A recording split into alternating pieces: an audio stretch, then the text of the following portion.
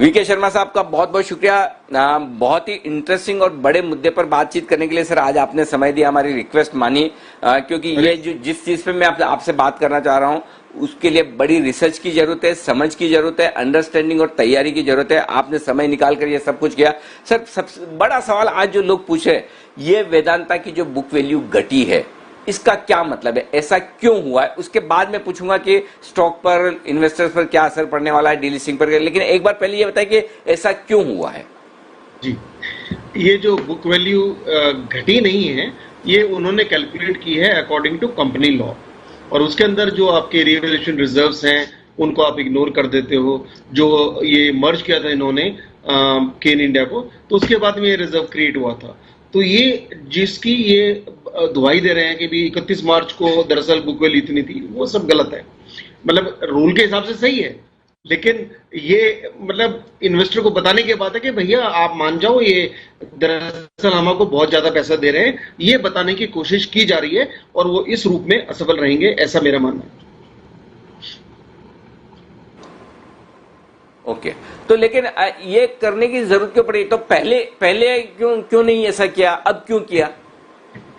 ये हैंडसाइड में है, क्योंकि स्टॉक तो बढ़े जा रहे हैं। अब पहली बात ये अनिल जी, आप ये देखिए कि इन्होंने जब ये बोला कि मैं डीलिस्ट कर रहा हूं, तो ये सबसे बड़ा सिग्नल है इन्वेस्टर को कि ये सेक्टर जो है अब बाउंस बैक होने वाला है, तो आप इसके अंदर पोजीशन बनाइए, न कि घटाइए।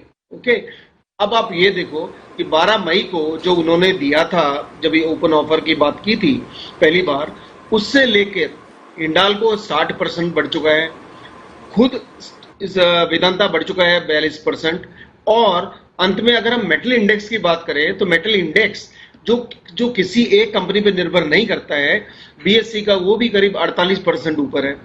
तो ऑब्वियसली ये कगार पर है, और आपने क्योंकि गलती की कि प्राइस शुरू में काफी लो दिया, तो आपका कोई ऑफर मिलने वाला है नहीं आपको, तो आप प्राइस बढ़ा दीजिए अभी भी, तो आपको बेटर मिलेगा।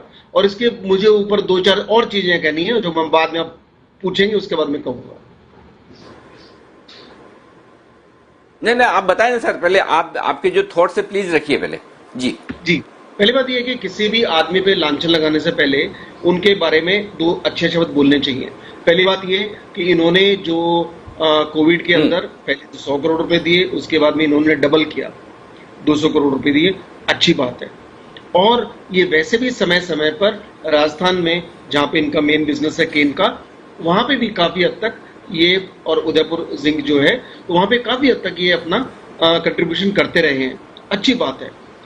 और यहां तक कि इन्होंने ये भी बोला है कि मैं अपना 2014 में इन्होंने अनाउंस किया था कि अपनी जो पर्सनल वेल्थ है उसका 75% जो अमाउंट है वो मैं उसमें दूंगा डोनेशन में। इतना बड़ा कदम है, सोसाइटी के लिए बहुत अच्छी बात है। लेकिन एक रिक्वेस्ट है अग्रवाल जी, आप ये जो स्मॉल इन्वेस्टर है उसको निचोड़ कर अपना पैसा मत बनाइए, यही रिक्वेस्ट है, उसको मत निचोड़िए। जो पहले जो दान करना चाहते हैं उसके पहले ये तो देखिए कि आप किसी का हक तो नहीं छीन रहे हैं। आप लोगों का हक छीनकर फिर उसको दान करने कोई फायदा नहीं है।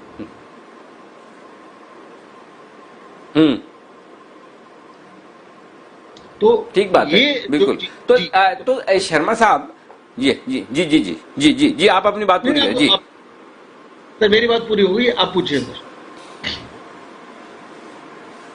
हाँ, तो अभी क्या ये समझा जाए कि जब 87 रुपए और 40 पैसे, अगर मुझे सही से याद है, जिस पर इनका डीलिस्टिंग ऑफर आया, मतलब जो प्राइस, उसकी फ्लोर प्राइस जो डीलिस्टिंग ऑफर की तय हुई थी, ठीक है ना, 87 रुपए 50 पैसे इंडिकेटिव प्राइस दी थी 12 मई को। क्या 12 मई को जब ये प्राइस दी थी तब पहले बता देनी चाहिए कि बुक वैल्यू ही हमारी 90 रुपए के नीचे है? उस समय तो सब लोग ये मान के चल रहे हैं कि 200 रुपए के आसपास की, 250 रुपए की बुक वैल्यू है, और आप ऑफर ला रहे हो 87 रुपए पर। सबको लग रहा है कि हमें ठग लिया, हमें चीट कर लिया। अब आप कह रहे हैं कि भाई हमारी तो बुक वैल्यू इतनी ही है, तो क्या ये पहले कर देना चाहिए था और उसके बाद डीलिस्टिंग ऑफर लाना था?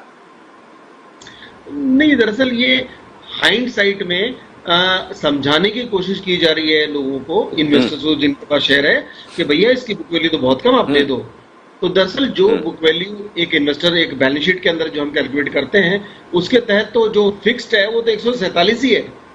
अब आप कंपनी लॉ को यूज करके उसके अंदर रीवैल्यूएशन रिजर्व्स को निकाल कर आप कर रहे हैं, तो दरअसल जब आप किसी को ये कोई चीज उनसे लेना चाहते हैं, खरीदना चाहते हैं, तो आपको उसका प्रॉपर वैल्यूएशन करना चाहिए, न कि एक जो रटी रटाई है उसके हिसाब से। और दूसरी बात यह है कि आपने अपनी इंडस्ट्री की पकड़ को यूज करना चाहा स्मॉल इन्वेस्टर को स्मॉल चेंज करने के लिए, जो आपको नहीं करना चाहिए। आपको कहना चाहिए भाई ये मैं इसलिए खरीद रहा हूं कि ये सेक्टर बहुत अच्छा है और ये ग्रोथ करेगा, तो मैं आपको अभी जो दाम है उससे ज्यादा दे रहा हूं, आप मुझे दे दो, तो लोग इसको दे देते। अब मेरे ख्याल से ये नहीं मिलेगा। और अंत में मैं एक चीज और कहना चाहूंगा कि अनिल जी ये ध्यान रखिए कि 65% इनकी होल्डिंग उसके अंदर है हिंदुस्तान जिंक के अंदर, 64.9%। तो कल को वो कंपनी जिसके अंदर गवर्नमेंट ऑफ इंडिया 29% होल्ड करती है, तो वो ये सरकार चाहती है वो जब भी कोई केस है छोटा वो चल रहा है वो निपट जाएगा, तो उसके बाद में सरकार इसको खरीदेगी। और सरकार जो करंट सरकार है वो सस्ते दामों में तो बिल्कुल नहीं आने देगी, वो तो जो भी एक तरह से प्राइस है वो पूरा लेगी।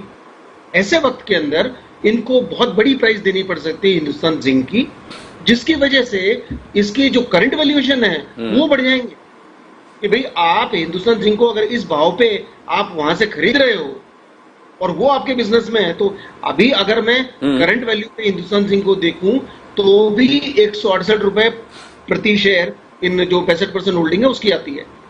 तो वो जब ऊंचे प्राइस पे लेंगे तो उसका तो कोई हिसाब किताब ही नहीं रहेगा। ठीक बात है।